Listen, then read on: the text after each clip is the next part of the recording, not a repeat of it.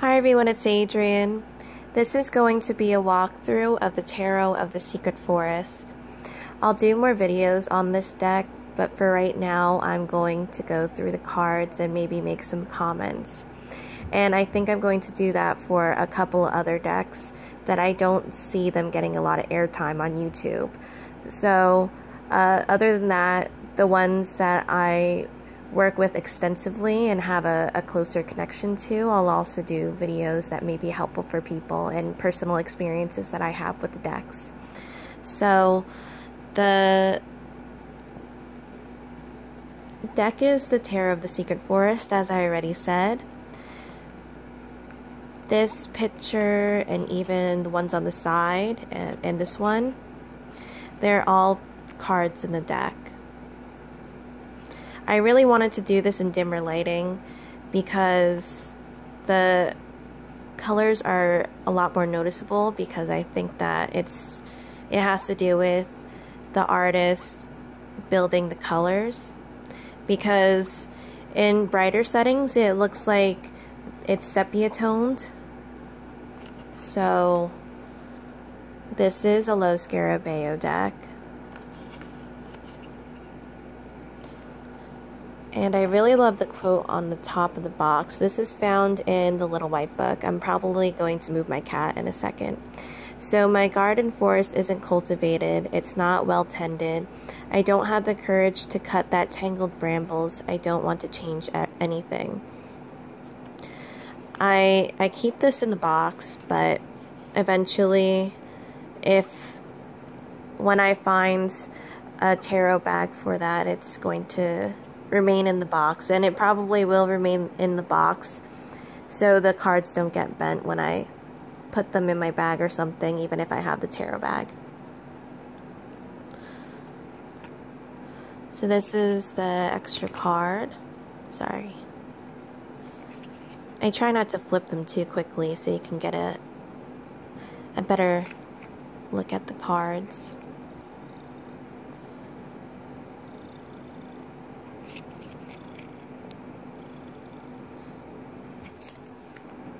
I was going to shuffle the deck, but I'm not very good at editing, so I don't think that I'll do that in this video. Because I was also thinking that I could shuffle it while I had my phone in my mouth, but that will probably be difficult. So this is the Little White Book. It's actually quite nice. Not that the other Little White Books aren't, but I feel like this does stand out in its own way.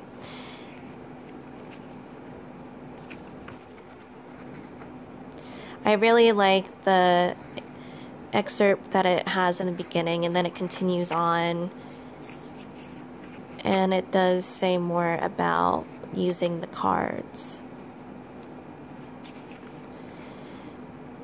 I will say, and I said that I'll get more into detail about the deck in other videos, that this is a deck where I feel like the fairies are in their natural raw state, and I really love decks like that. I think it's a type of deck that is one of my favorite kinds. So I'm sorry, I don't know if I flipped through that already.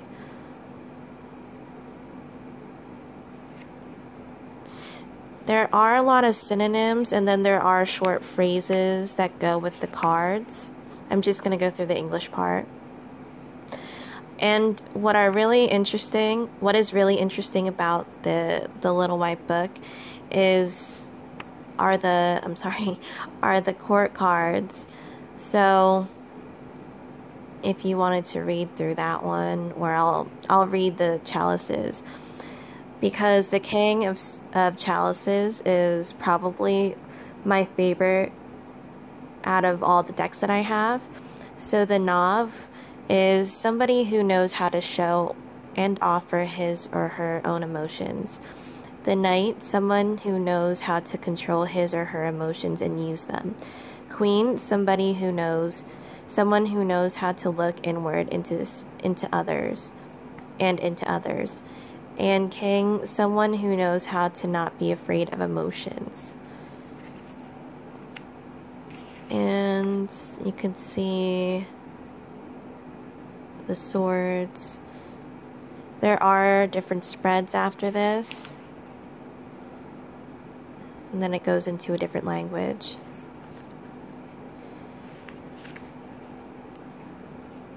But I usually like decks, little white books that are straight to the point anyway. So I did shuffle this. It's not in order.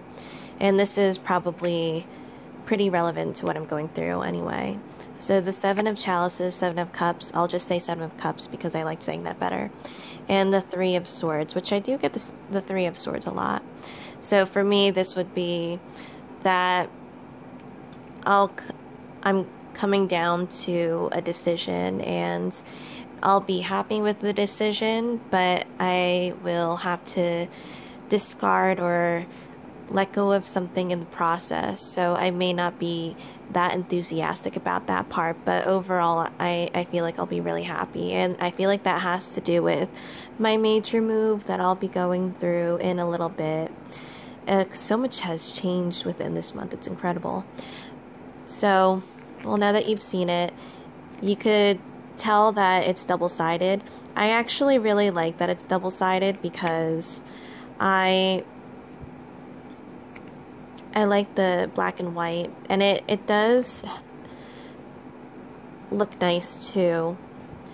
I would have to say that sometimes I look on the backs to see the other side better, especially in different lighting, how it may be harder to see, but this is very vibrant in dim lighting, as I said. I won't keep saying that in every video, but I really love the sketches that she did. I feel like these are sketches, and it's really cool how some of them look like plastering jobs. I don't know, because of the line work, I'm not sure if those are brush strokes. They are pretty solid, but I wouldn't be surprised if they were, because I don't think that she would be plastering. This is my favorite, the King of Swords. I'll be going through the deck on the other side. I just wanted to show some of the black and white.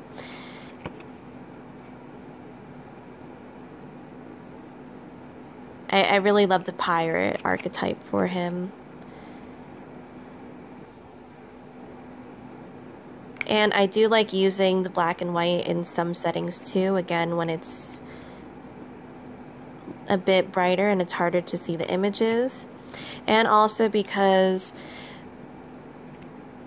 when first interacting with the fairies physically, that's how they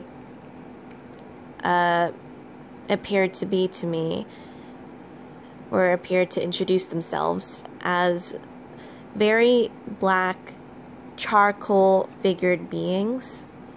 I have talked about that on my other channel, but since it's 100 channels, 100 videos deep into my YouTube channel, then I'll put an update video on this channel.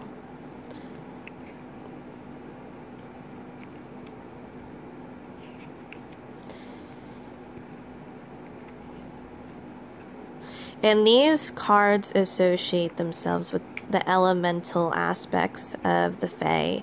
Some people don't connect them together. I do, so I like that about it. And they also have the elementals of the elements. So I kind of use that loosely, because we have the salamanders of fire, the snipes of air, undimes of water, and gnomes of earth. Sorry, I had to think about that for a second. So I'll go through the cards, and this is an incredible picture, because I just realized, I don't know if you would be able to see it right now, but it looked like there was a face here, but now, like, looking at it, oh no, I see it. Like right here, It looks like a face of a boy. I'm not sure if that was the intention of it. I'm not gonna keep like flipping back. I was just curious. Sorry. Because the pictures online, they look very flat, which is why it took me a while to purchase this deck, because it was very one tone to me. But then I looked on Instagram. I'm probably going to have to rush this more. I'm sorry I talk so much, because I heard my phone do that I need to charge it thing. So I saw it on Instagram, and the colors are very, well, a lot more vibrant. I wouldn't say very. It is more of a softer colored deck. Definitely feels dreamy too, but there is like to that dreamy type of artwork, it's a sense of reality, because I'm not sure if whoever's watching this believes in the fairy realm. I do a lot. See, this card would be very dim in light, certain lighting.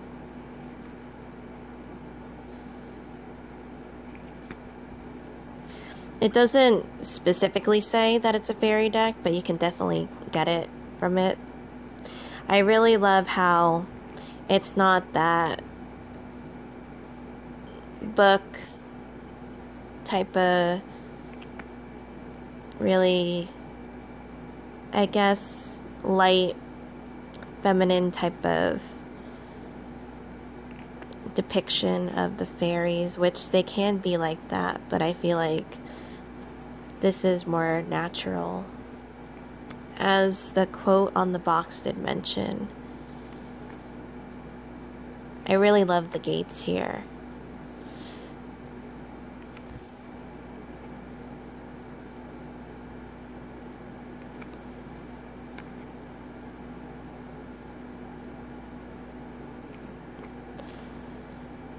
I'm not quite sure what she drew this on. It kind of looks like either she was painting, or maybe it was like on a parchment. But I really love this hanged man, because this looks like, I don't know what exactly it's called, but when you hang bugs on something and then you display them. And I really love the Seven of Swords, because you could see that it's more of, sometimes emotions can get in the way of logic and reality. I know that in the book, she does combine a lot of different senses together. Or what would you call it? Because for this card specifically, she does talk about how emotions and with thought processes too, which it can definitely be like that. And if we're talking about different symbols on cards, which this deck doesn't have, depending on what other systems are in a deck, then it can definitely translate more into that too. Like if there's planetary associations, and I'm sorry, I just like blanked out. But very beautiful. I really love using this deck. I would have to say, before I say what I said I would have to say, I love when cards or when decks have pictures of houses. I guess I'm like a really homey person, and that's why I always I always wear my turtle bracelets. But I love the sense of home. I love the feeling of home. I love being home. And also that does remind me of when I astral project sometimes in dreams, and I would go into this deep forest. Now I am going to, I keep saying launch my deck, but that would be one of the pictures where I was in a very large forest, and it felt very surreal. Things were very, very green, and there was this large house that it felt like it could have been abandoned, but it wasn't abandoned. It felt a little vacant, but at the same time it was like an eerie feeling because you weren't sure. Well, I wasn't sure where I was. Like, I can look up and the trees were so tall. And I'm sorry I keep using the same adjectives, but I was talking about that with my neighbor, who is such a great listener. She's a very good friend of mine. And she was like, well, maybe it could have been a fairy. And I'm like, yeah, that makes a lot more sense. And then it clicked with me. And sometimes she gives me answers to things that she relays to me. And I'm like, that's the answer that I needed. Because I've had other experiences, and then sometimes when I'm in the car and then there's wind, like if I close my eyes, sometimes I get different visions, and one of them being that I was flying up a large flower. It felt large to me because I was a fairy in these visions, but I didn't think of that until she mentioned it. I was like, why are these things appearing so large? Back to what I was saying that I would have to say is that the only thing for me is that I sometimes, like a lot of times, I like concrete lines. So I think that would be the only thing for me, because I like seeing where things stop and go, and that could be more of my humanness talking, where I like having some type of structure, and maybe it's leading to other things where I like seeing exactness of things or results, and that could also be leading to other things. For some reason I'm thinking about possessiveness or other things that can be led by, you know, human like characteristics.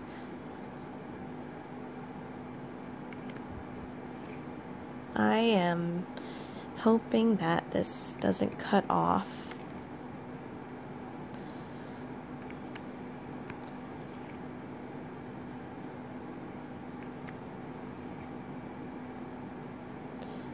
I really like this Nine of Wands. There's a sense of preparedness here too, and even with the owl, that could be interpreted in different ways. Chariot's also cool.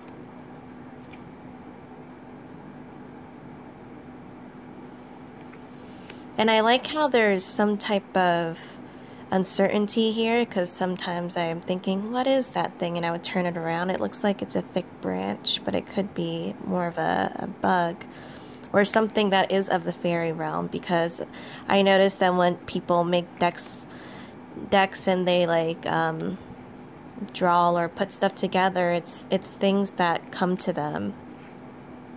That's what I feel like, but I could be wrong.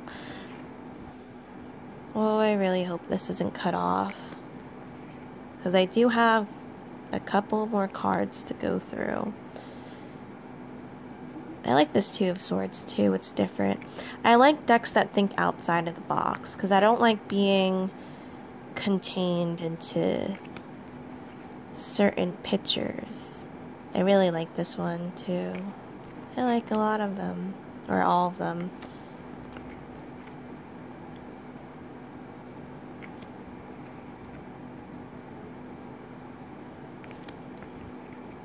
And I really like how there's foxes in here. I'm sorry, I don't know what, I'm using my old phone, so I don't usually get texts, so I'm kind of wondering about that. I think I get a text, and back then I signed up for the Krispy Kreme texting thing, and it ends up being them.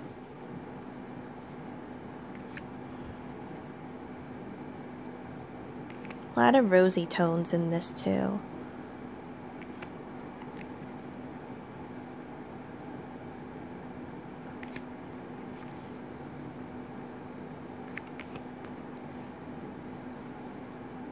I like this Five of Cups.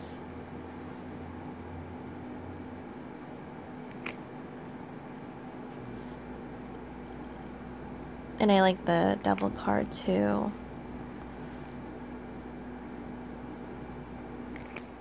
and last card. So thank you guys so much for watching, and I hope to see you in another video. Bye.